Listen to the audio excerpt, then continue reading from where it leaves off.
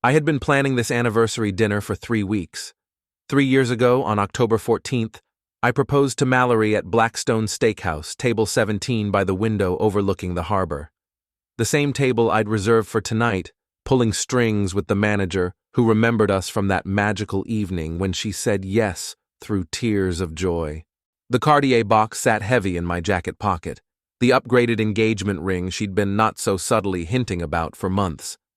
2 carats, princess cut, exactly what she'd saved to her Pinterest board 17 times. I'd liquidated my emergency fund and borrowed against my 401k, but seeing her face light up would be worth every penny. Her new dress hung in our closet, the midnight blue Diane von Furstenberg she'd admired during our last shopping trip. I'd gone back the next day and bought it, along with matching shoes that cost more than my monthly car payment. The champagne was already chilling at the restaurant, Dom Perignon 2012, because she only drank the good stuff. "You're going to love tonight," I whispered to her sleeping form that morning, careful not to wake her as I kissed her forehead. She murmured something unintelligible and rolled over, her auburn hair catching the morning light streaming through our bedroom window. At work, I could barely concentrate. My assistant Brenna kept smiling at me knowingly. She'd helped coordinate the flower delivery that would arrive at our apartment at 5:30. White roses, Mallory's favorites, enough to fill every vase we owned. "Big night tonight, Garrett?" Brenna asked as I straightened my tie for the 4th time. 3 years, I said, grinning like an idiot. "Can't believe it's been 3 years since I proposed." "She's lucky to have someone who remembers the important stuff," Brenna said. "Most guys would forget their own anniversary." That was the thing. I never forgot. Mallory's birthday, our first date anniversary, the day we moved in together, even the anniversary of our first fight and makeup. I kept them all in my phone with reminders set days in advance. Organization was my superpower, and love was my motivation. I left work early, stopped by the jeweler to pick up the upgraded ring, and raced home to shower and change. The flowers had arrived perfectly on schedule, transforming our living room into something from a romantic movie. I'd even bought new candles, her favorite vanilla and sandalwood scent. At 6:45, I stood in front of our full-length mirror, adjusting my navy suit one final time. The reservation was for 7:30, but I always liked to arrive 15 minutes early. Mallory appreciated punctuality, even if she wasn't always the best at it herself. "Mal," I called out, "we should head out in 10 minutes. Silence. I walked to our bedroom, expecting to find her putting on final touches of makeup or struggling with her dress zipper. The bed was unmade, but empty.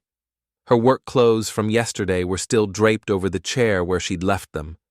"Mallory?" I called again, checking the bathroom. Empty. My phone buzzed with a text. "Running late. Start without me if you want. Love you." I frowned. Start without me? It was our anniversary dinner, not a casual meetup. But maybe she was stuck in traffic or dealing with some crisis at her marketing firm. Mallory thrived on drama and last-minute solutions. It was part of her charm, even when it drove me crazy. I drove to Blackstone alone, confident she'd show up fashionably late with some entertaining story about her delay. Mr. Whitmore, Giovanni, the maitre d', greeted me with his usual warm smile. "Your table is ready. Will Ms. Caldwell be joining you shortly?" "She's running a bit late," I said, following him to table 17. The harbor view was perfect, city lights beginning to twinkle as the sun set. Everything was exactly as I'd planned. "Of course. Shall I bring the champagne now or wait for the lady?" "Let's wait," I decided. "She'll be here soon." But 7:30 came and went. I called Mallory's phone, straight to voicemail, texted her, delivered but no response. By 7:45, other diners were being seated around me, couples sharing intimate conversations and anniversary celebrations of their own. The waiter, Marcus, approached with practiced sympathy. "Can I start you with anything while you wait?" "Just water," I said, trying not to sound as pathetic as I felt. "She'll be here any minute." Marcus had been our waiter the night I proposed. He remembered us, had been genuinely excited when I'd called to arrange tonight's surprise. Now his eyes held that careful professional pity reserved for people being stood up. 8 o'clock. 8:15. The champagne sat unopened in its ice bucket, condensation dripping onto the white tablecloth like tears. I watched couples around us laugh and clink glasses, celebrating their own milestones while I sat alone on what should have been the most romantic night of our year. At 8:20, I called again. This time it rang twice before going to voicemail, which meant she'd actively declined my call. My stomach dropped. Something was very wrong. "I think I need to go," I told Marcus, pulling out my wallet. "I'm sorry for taking up the table." "No charge for the champagne," he said quietly. "I hope everything's okay." I paid for the bread basket I'd barely touched and the water I'd nervously gulped, leaving a generous tip because Marcus deserved better than watching my humiliation unfold. The drive home was a blur of worst-case scenarios: car accident, family emergency, work crisis that had spiraled out of control. Our apartment was dark when I pulled into the garage. Mallory's BMW was missing from her usual spot. I turned on every light in the apartment, as if brightness could chase away the growing dread in my chest. The flowers looked mockingly cheerful, their sweet scent now cloying in the silence. I loosened my tie and sat heavily on our couch, staring at my phone. No missed calls, no text messages, no explanation for why the woman I planned to spend my life with had completely forgotten our anniversary. That's when I saw it, Mallory's iPad, forgotten on the coffee table where she'd left it while rushing out this morning. She was constantly misplacing it, leaving it everywhere except where she needed it. I'd bought her a bright pink case specifically so it would be harder to lose. I wasn't trying to spy. I just wanted to see if maybe she'd left me a message there, some explanation for tonight's disaster. The screen lit up with her familiar wallpaper, a photo of us from last month's weekend in Napa, arms around each other, ridiculously happy. Her messages app was open, showing a conversation I didn't recognize. The name at the top made my blood freeze: Derek. Derek. Her ex from 5 years ago, the personal trainer she'd dated before we met. She'd mentioned him exactly once in our entire relationship, a brief comment about how he was too immature and obsessed with his image. I'd assumed he was ancient history, filed away with her other pre-me relationships. But here he was, very much present tense, in messages that went back weeks. "Can't wait to see you tonight, beautiful. It's been too long. Miss you already, tonight was incredible. My place at 8? I have wine and other things." I scrolled up, my hands shaking. The conversation went back 2 months. 2 months of flirting, planning, and what could only be described as emotional and physical infidelity. Pet names I thought were reserved for me. Inside jokes I wasn't part of. References to hotels and restaurants and private moments that made my stomach turn. But the worst part, the detail that shattered whatever denial I might have clung to, was from earlier today. Derek. "Still on for tonight? Can't wait to finally have a full evening together. Mallory. Yes. G thinks it's our anniversary dinner, so he won't expect me home until late. Finally, sometime without looking over our shoulders. Derek. Perfect. I've been thinking about you all day. Mallory. Same. This is so much better than some stuffy restaurant dinner anyway. I read it 3 times before the words fully registered. She hadn't forgotten our anniversary. She'd deliberately chosen Derek over it. Over me. Over us. My phone buzzed. A new message to Derek from Mallory's iPad. "Almost there, baby. Traffic was crazy. Start without me." The timestamp read 8:47 p.m. While I was sitting alone at table 17, paying for champagne we'd never drink, she was on her way to another man's apartment. I set the iPad down carefully, as if it might explode. My first instinct was to call her, to scream, to demand an explanation. But something cold and calculating settled over me instead. Maybe it was the shock, or maybe it was 3 years of loving someone who had just proven they didn't love me back. Either way, I wasn't going to give Mallory the satisfaction of an emotional outburst she could later use to paint herself as the victim. I walked to our home office and opened my laptop. If she wanted to play games, I'd show her what strategic thinking actually looked like. First, the wedding vendors. We'd booked everything 18 months ago, most of it on my credit card because my credit score was better than hers. I pulled up my carefully organized spreadsheet: ceremony venue, reception hall, photographer, florist, caterer, DJ, even the string quartet for the cocktail hour. One by one, I called their emergency numbers. Most went to voicemail, but I left detailed messages canceling everything and requesting refunds where possible. The few vendors who answered were apologetic but firm. This close to the wedding, we'd forfeit most deposits. Fine. Consider it tuition for a very expensive lesson about character. The venue coordinator for the Botanical Gardens sounded genuinely sad. Are you sure about this, Mr. Whitmore? You two seemed so happy when you toured the space. Things change, I said simply. Please cancel everything under both our names. By midnight, I'd canceled everything cancelable and sent emails to the rest. Total loss: approximately $8,000 in non-refundable deposits. A small price to pay for clarity. Next, I started packing her belongings.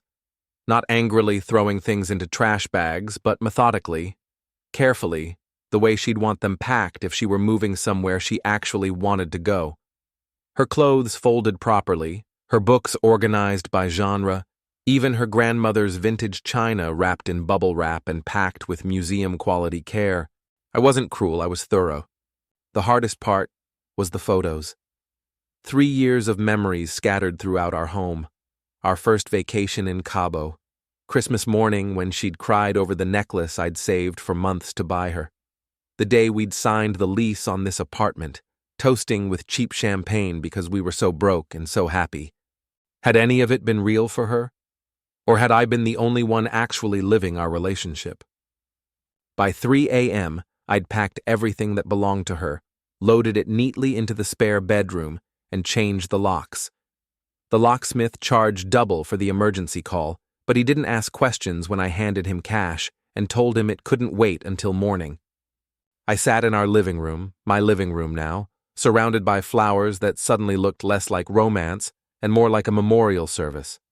My phone showed 17 missed calls from Mallory and twice as many text messages, each one more frantic than the last.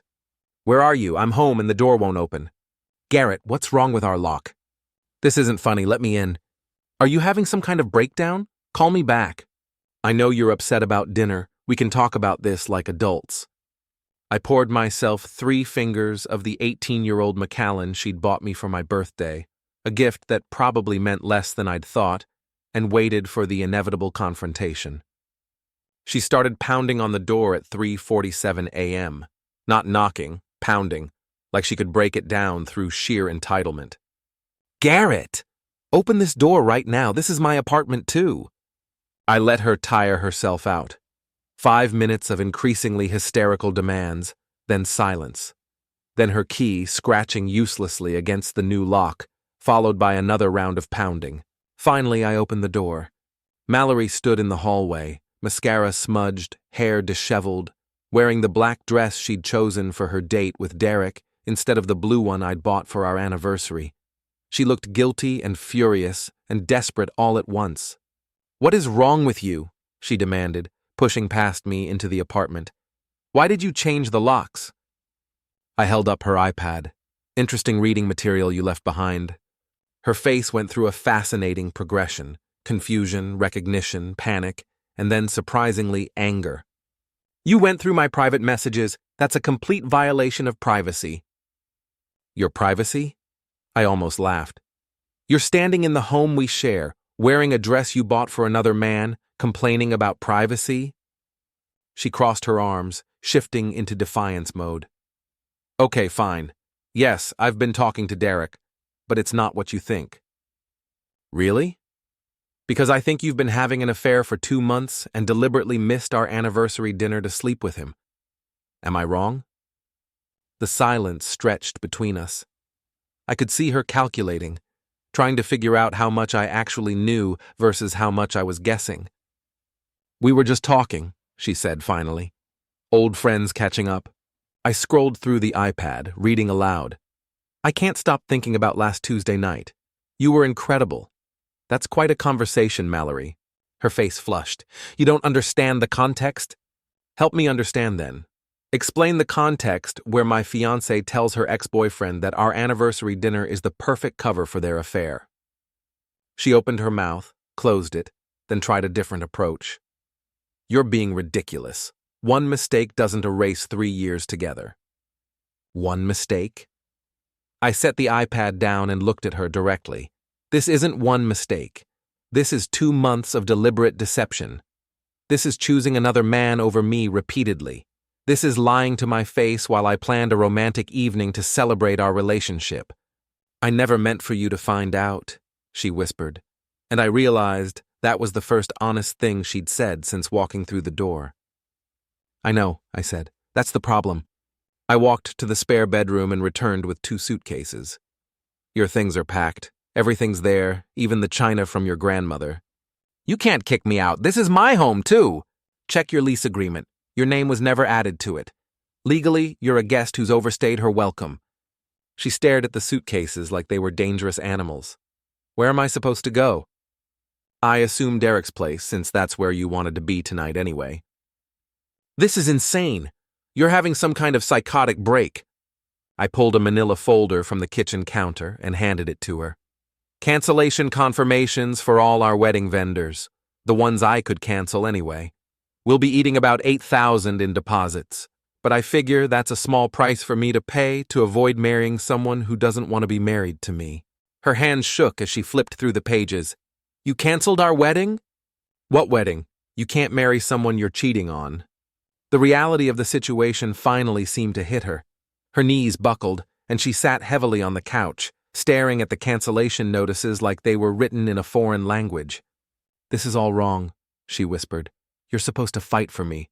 You're supposed to want to work things out. With someone who chose another man over our anniversary? Someone who lied to both of us to make it happen? What exactly am I fighting for, Mallory? She looked up at me with tears streaming down her face, and for a moment, I felt the old sympathy stirring. 3 years of loving someone doesn't disappear in a single night, even when they've destroyed everything you thought you knew about them. But then I thought about Derek's messages, about the careful planning that had gone into her betrayal, about sitting alone at table 17 while she laughed with another man. Take your things, I said quietly. Don't come back without calling first. The next few days were a masterclass in creative accountability avoidance. Mallory left 47 voicemails, each one a different variation on how this was somehow my fault. You never reminded me about the anniversary dinner. How was I supposed to remember when you didn't even mention it that morning? You're always working late and ignoring me. What did you expect would happen? Derek was there for me when you were too busy with your spreadsheets and planning to actually listen to me. My personal favorite. If you'd just communicated better, none of this would have happened. By Thursday, she'd moved on to financial demands. A Venmo request for $4,000, her half of the wedding deposits I'd unilaterally canceled.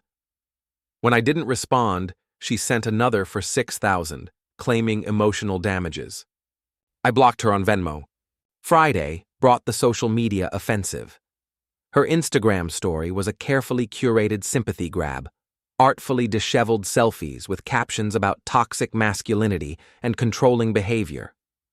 She'd positioned herself as the victim of an emotionally abusive relationship with a man who'd financially manipulated her by canceling their wedding without her consent. The comments were initially supportive. Heart emojis and "you deserve better" messages from acquaintances who didn't know the full story. But Mallory had underestimated the investigative skills of our mutual friends. Our friend Jenna commented first. Wait, wasn't he supposed to propose at Blackstone 3 years ago? Why weren't you at your anniversary dinner? Then Marcus, who'd been at my bachelor party planning session. Didn't you tell us last month that Derek was trying to get back in touch with you? The thread devolved quickly. Mallory deleted the post, but screenshots live forever. By Saturday, she'd made her Instagram private and stopped posting entirely. That's when I got an unexpected message from someone named Natalie Chen. I think we need to talk, Natalie's message read. I'm Derek's girlfriend, or was. It's complicated. We met Sunday afternoon at a coffee shop downtown, neutral territory away from both our neighborhoods. Natalie was nothing like what I'd expected Derek's type to be. Small and precise where Mallory was tall and dramatic, with short black hair and intelligent dark eyes that seemed to catalog everything around her. "I saw the screenshots from Mallory's Instagram meltdown," she said without preamble. "My friend Sophie sent them to me because she recognized Derek's name in the comments." "I'm sorry you had to find out this way," I said, though I wasn't really sorry. If Derek was going to blow up multiple relationships, everyone deserved to know. "Oh, I've known Derek was cheating for months," Natalie said calmly. "I just didn't know with whom or how extensively. Your ex-fiancée was remarkably indiscreet in her digital communications." She slid a manila folder across the table. "I printed these this morning. Derek left his laptop open yesterday, and I may have accidentally discovered his entire message history with multiple women." The folder contained screenshots that made my stomach clench. Not just Mallory, 3 other women, all receiving the same romantic messages, all being told they were special, all being lied to about Derek's availability and intentions. "Jesus," I whispered, flipping through pages of evidence. "How long has this been going on?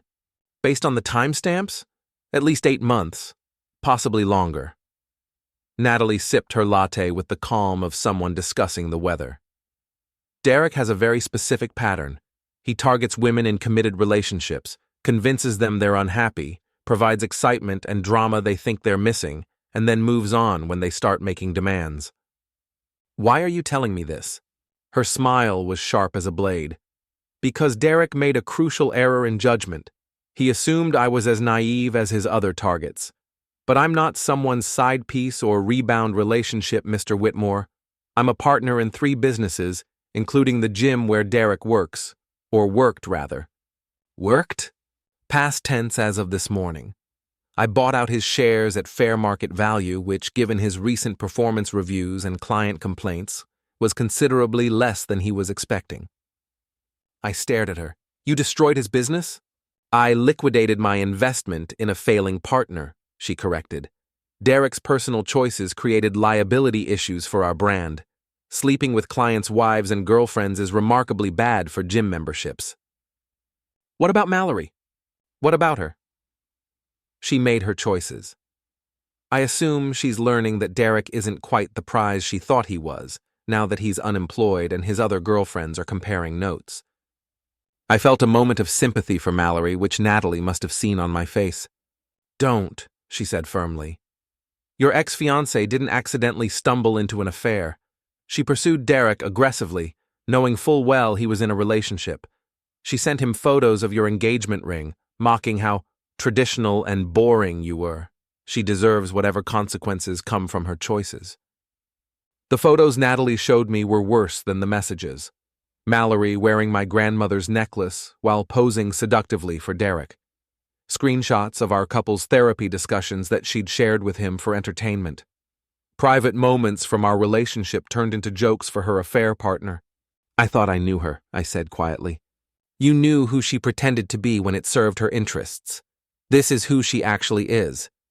Derek called me that Monday evening, his voice tight with barely controlled panic. "We need to talk," he said without introduction. "This whole situation has gotten out of hand." "I don't think we have anything to discuss," I replied, genuinely puzzled why he thought I'd want to hear from him. "Look, I know you're upset about Mallory, but you're ruining my life over this. Natalie kicked me out, bought out my business for practically nothing, and now Mallory's homeless because you threw her out too. This is bigger than just your hurt feelings." I almost laughed. "My hurt feelings? You know what I mean." "Yeah, maybe Mallory and I crossed some lines, but that doesn't mean you should destroy everyone's life over it. Can't you just let her move back in until she finds her own place? Natalie won't take me back if she thinks Mallory's still homeless because of me." "So your plan is for me to house your affair partner so your girlfriend will forgive you for cheating on her?" When you put it like that, it sounds bad. It sounds exactly like what it is. You want me to fix the consequences of your actions so you don't have to face them. This isn't just about me. Mallory's sleeping on her sister's couch. Her parents won't even talk to her. She's got nowhere to go and no money because you canceled everything. She had somewhere to go. She chose your apartment over our anniversary dinner, remember? That was just one night. It wasn't supposed to become this whole thing. What was it supposed to become, Derek? You were planning to keep lying to both of us indefinitely? The silence stretched long enough that I thought he'd hung up. You're really not going to help her, he said finally. I helped her for 3 years. I'm done now. You're a heartless bastard, you know that? I'm someone who doesn't clean up other people's messes. There's a difference. He hung up. Mallory called 30 minutes later, sobbing so hard I could barely understand her. He dumped me, she gasped between tears. Derek said this was all too complicated and he needs space to figure things out with Natalie. I'm sorry to hear that, I said, and surprisingly, I meant it. Watching someone you once loved fall apart is painful, even when they've earned every bit of their suffering. I left everything for him, Garrett, our wedding, our home, our life together, and he doesn't even want me anymore. You didn't leave everything for him, Mallory. You threw everything away for the excitement of an affair. There's a difference. Can I please come home? I know I messed up, but we can work through this. Couples therapy, whatever you want. I'll do anything. This isn't something therapy can fix. You didn't accidentally fall into bed with another man. You planned it, executed it, and enjoyed it. For months. One mistake. Stop calling it one mistake. It was hundreds of choices, Mallory. Every text message, every lie, every time you chose him over me, especially when you chose him over our anniversary. I'll never forgive myself for that night, she whispered. I don't need you to forgive yourself. I need you to understand that some things can't be undone. So that's it? 3 years together and you're just walking away? You walked away first. I'm just not chasing after you. Harper called me the next week, Mallory's sister, who'd always been friendlier to me than the rest of her family. I need to tell you something, she said without preamble. Mallory's been staying with me and she's not handling this well. I'm sorry you're dealing with that. No, you don't understand. She's created this whole alternate reality where Derek was going to leave Natalie for her, where you sabotaged their relationship out of jealousy, where everyone's conspiring against her. She's talking about suing you for emotional damages. On what grounds? Financial abuse, apparently. She says you manipulated her into dependence and then abandoned her when she tried to assert her independence. I rubbed my temples, feeling a headache building. Harper, I have screenshots of her messages to Derek. She wasn't asserting her independence. She was cheating. I know. I found printouts of everything in her purse when I was looking for her insurance card. The things she said about you, Garrett. I'm so sorry. I had no idea she was capable of that kind of cruelty. What kind of cruelty? Harper was quiet for a long moment. She told Derek that intimacy with you was boring, that you were too predictable and traditional. She made fun of your proposal, said it was cheesy and unoriginal. She even... Harper's voice cracked. She even said she was only with you for financial security until something better came along. The words hit harder than I expected, not because I believed them, but because Mallory had said them to hurt someone who loved her. Whatever issues our relationship had, I'd never mocked her to others or reduced her worth to a single dimension. I'm telling you this because she's planning to paint herself as the victim, Harper continued. But also because I think you deserve to know how she really felt. Not because it's true, but because it shows who she became when she thought no one was watching. Thank you for the heads up. Garrett? For what it's worth, you were good to her. Better than she deserved, probably. Our whole family knows that. After Harper hung up, I sat in my quiet apartment, processing the conversation. The most disturbing part wasn't Mallory's cruelty. It was how completely she'd compartmentalized our relationship. I'd thought we were building something together, but apparently, I'd been the only one invested in the construction project. My phone buzzed with a text from an unknown number. This is Derek. Mallory says you have naked photos of her on her old phone. You need to delete them, or I'm calling the police. I screenshot the message and blocked the number. If Derek wanted to play legal games, he'd picked the wrong opponent. I'd spent 3 years carefully organizing every aspect of my relationship with Mallory. If this went to court, my documentation would speak for itself. The GoFundMe appeared on a Thursday morning, shared breathlessly across Mallory's social media with a caption about escaping financial abuse. The goal was $15,000, money to help her rebuild her life after leaving a controlling relationship. The description was a masterpiece of creative writing. After 3 years in a psychologically abusive relationship, I finally found the courage to leave. My ex-partner controlled all our finances, isolated me from friends and family, and became violent when I tried to assert my independence. When I finally escaped, he canceled our wedding out of spite and left me homeless with nothing but the clothes on my back. I'm trying to rebuild my life from zero, but I need help covering basic necessities like housing deposits and professional clothes for job interviews. Any amount helps. Thank you for supporting survivors of domestic abuse. 24 hours later, it had raised $50, a donation from her mother with a comment. Love you, sweetie, stay strong. The problem with lying on the internet is that the internet remembers everything. Within hours, people were posting screenshots of Mallory's old social media posts, photos of expensive dinners I'd paid for, vacations I'd planned and funded, designer clothes and jewelry I'd bought her, comments she'd made about how spoiled and lucky she felt to have someone who took care of everything. Her college roommate Sarah posted a particularly damaging comment. Mal, what are you talking about? You literally bragged to me last month about how Garrett paid for everything and you never had to worry about money. Also, didn't you cheat on him with your ex from the gym? The GoFundMe was deleted by Friday afternoon, but the internet is forever, and screenshots of fundraising fraud have a way of circulating among people who know you.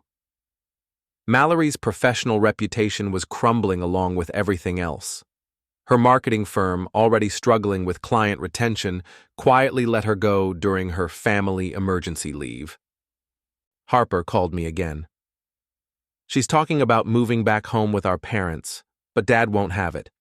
He said anyone who lies about domestic abuse to steal money from people who actually need help isn't welcome in his house. How's she taken that? Not well. She keeps saying everyone's turning against her, that Derek poisoned you against her and you poisoned everyone else against her. She can't accept that people are judging her based on her own actions. Is she getting any help? Therapy? Counseling? She won't go. Says therapists will just try to make her admit she was wrong and she's tired of everyone trying to gaslight her into thinking she's the problem. I felt a familiar stab of sympathy, quickly suppressed. Mallory was drowning, but she'd refused every life preserver thrown her way. At some point, self-destruction becomes a choice rather than a circumstance. Derek's professional collapse was swift and complete. Without Natalie's business connections and reputation, his personal training career imploded. Clients canceled, sponsorship deals evaporated, and his social media following, built largely on couples' fitness content featuring him and Natalie, became a liability rather than an asset. He'd moved back in with his parents in the suburbs, a 33-year-old man sleeping in his childhood bedroom, teaching Zumba classes at the community center for $15 an hour. Mallory called me on a rainy Tuesday evening in November, 2 months after our anniversary disaster. I know everything, she said without preamble. Her voice was flat, exhausted. About Derek and the other women, about how he played all of us. I'm sorry, I said and meant it. Are you? Because you knew, didn't you? When you met with Natalie, when you let me throw my life away for him. You knew he was lying to me too. I suspected. But you weren't asking for my opinion about Derek. You were sneaking around with him. You could have warned me. You could have been honest with me. We both could have made different choices, Mallory. She was quiet for so long I thought the call had dropped. I ruined everything, she whispered finally. Everything good in my life, I destroyed for nothing. For a man who was using me the same way he used everyone else. I know. That's it? That's all you have to say? What do you want me to say? That it's okay? That we can go back to how things were? We can't. You made sure of that. I want you to say you hate me. I want you to yell at me or hang up on me or something. This polite indifference is worse than anger. I don't hate you. I don't really feel anything about you anymore, and that should tell you everything you need to know. The line went quiet again, but I could hear her crying. "I loved you," she said through her tears. "I know it doesn't seem like it, but I did love you." "Maybe, but you didn't love me enough to be faithful. You didn't love me enough to be honest, and you definitely didn't love me enough to show up to our anniversary dinner." I can't take any of it back. No, you can't. And I can't unknow what I know about who you really are when you think no one's watching. "So that's it? We're just done?" "We were done the moment you chose Derek over me. I just didn't know it yet." "I'm sorry, Garrett, for all of it. You deserved so much better." "Yes," I said simply. "I did." She hung up without saying goodbye.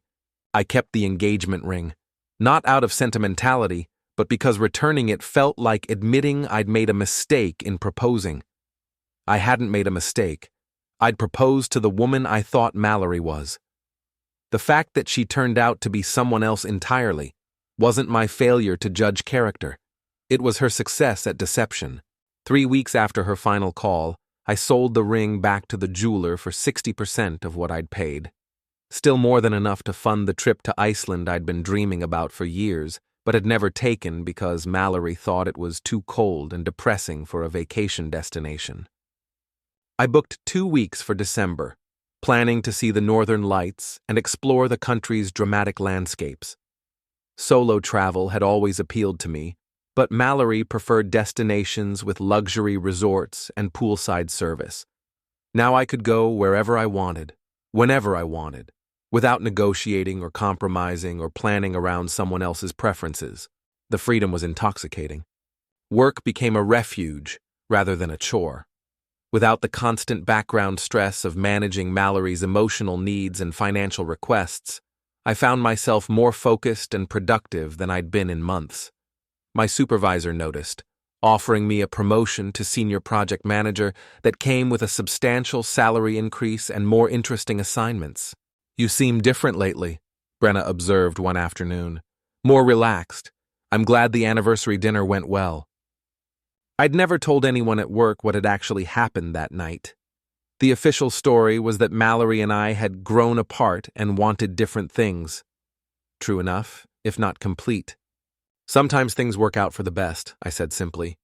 The East Side Literary Society met every Thursday evening in the basement of the Riverside Library, a collection of 20-something professionals who gathered to discuss contemporary fiction and drink wine from plastic cups.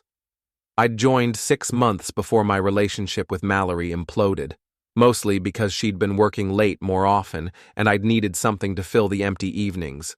Now I realized those late work sessions had probably been cover for her meetings with Derek. Elena Martinez had been coming to book club longer than anyone, a quiet woman in her late 20s who worked as a pediatric nurse and had opinions about literature that were both insightful and completely unpretentious. She'd never mentioned an ex-boyfriend from the gym. In fact, she'd never mentioned any ex-boyfriends at all, which I was beginning to appreciate as a refreshing change from Mallory's constant references to her romantic history. "What did you think of the ending?" Elena asked me after our discussion of Colson Whitehead's latest novel. We were walking to our cars in the library parking lot, our breath visible in the cold November air. "Brutal but honest," I said.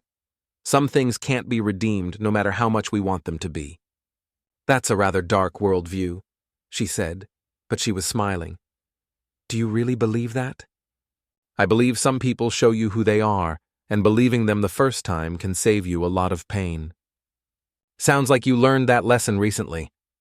I looked at her more closely. Elena had intelligent brown eyes and laugh lines that suggested she smiled often when she wasn't discussing serious literature. Her dark hair was pulled back in a practical ponytail, and she wore scrubs under her winter coat, probably coming straight from a shift at Children's Hospital.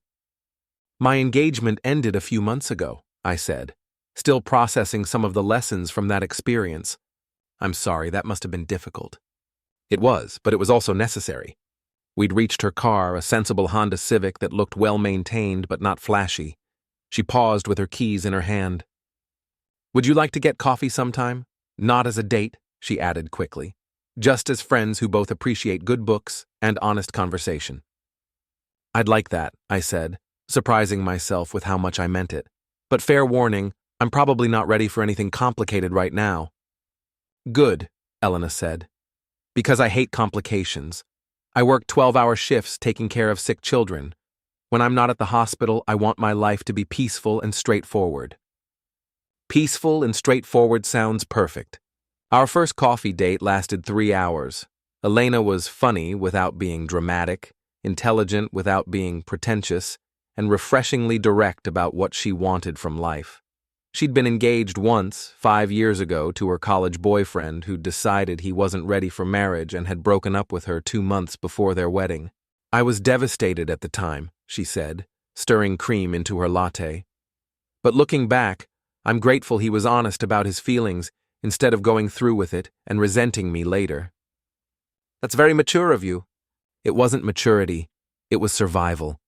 I could either spend years being bitter about what didn't work out, or I could focus on building the kind of life I actually wanted. What kind of life is that? Elena smiled. One where people show up when they say they will, where anniversary dates are actually celebrated, not treated as inconveniences, where honesty isn't negotiable. I stared at her. Did Harper tell you what happened with Mallory? Who's Harper, and who's Mallory? My ex-fiancée's sister, and my ex-fiancé. I don't know either of them, but I know that look you get when you talk about trust being broken. I had the same look for about a year after David left. How did you get past it? Time, therapy, and eventually meeting people who proved that not everyone lies as easily as they breathe. We started having coffee every week after book club, then dinner on Saturday nights, then weekend hiking trips in the mountains outside the city. Elena was easy to be with. She said what she meant what she said, and never made me guess what she was thinking or feeling. When I told her about Iceland, she didn't suggest coming along or pout about being left behind. Instead, she helped me research Northern Lights tours and recommended thermal pools to visit. 2 weeks of solitude sounds amazing, she said. I'm jealous. I haven't taken a real vacation in 3 years. Why not? Hard to justify expensive trips on a nurse's salary when I'm saving for a house down payment. But someday, I want to go to New Zealand. All those dramatic landscapes and outdoor adventures. I made a mental note about New Zealand, though I was careful not to mention it. Elena deserved someone who made plans with her, not for her. Mallory texted me last week, the first contact since our final phone call. She's working at her father's hardware store in her hometown, living in a studio apartment above the shop, trying to rebuild her life from scratch. Derek, according to mutual friends, is still teaching community center fitness classes and living with his parents. Natalie, meanwhile, has expanded her gym business into 3 new locations and is dating a cardiologist who appreciates her business acumen. I know I don't deserve forgiveness, Mallory's text read. But I want you to know that I understand now what I threw away. You were the best thing that ever happened to me, and I destroyed it for someone who never cared about me at all. I didn't respond. Not out of cruelty, but because there was nothing left to say. Some bridges, once burned, can't be rebuilt. Some trust, once broken, can't be repaired. Some people show you exactly who they are when they think the stakes are low enough that it doesn't matter. Elena and I are taking things slowly, building something based on mutual respect rather than dramatic passion. She remembers important dates without being reminded. She shows up when she says she will. She's never once mentioned an ex from the gym. Last month, she surprised me with tickets to a lecture about sustainable architecture, something I'd mentioned being interested in months ago. It was such a small gesture, but it meant everything. Someone had listened to me, remembered what I cared about, and acted on that knowledge. Thank you, I told her afterward. I can't remember the last time someone planned something just because they thought I'd enjoy it. That's sad, Elena said simply. Planning nice things for people you care about shouldn't be unusual. It should be automatic. She was right, of course. Love isn't just about the big moments, proposals and weddings and anniversary dinners. It's about the daily choice to prioritize someone else's happiness, to show up consistently, to be worthy of the trust they place in you. Mallory never understood that. She thought love was a feeling that justified any behavior, rather than a commitment that demanded better behavior. She treated our relationship like a safety net that would always be there while she explored other options. The Northern Lights tour guide is calling for everyone to board the bus. Tonight, if the weather holds, I'll see one of the most beautiful natural phenomena on Earth.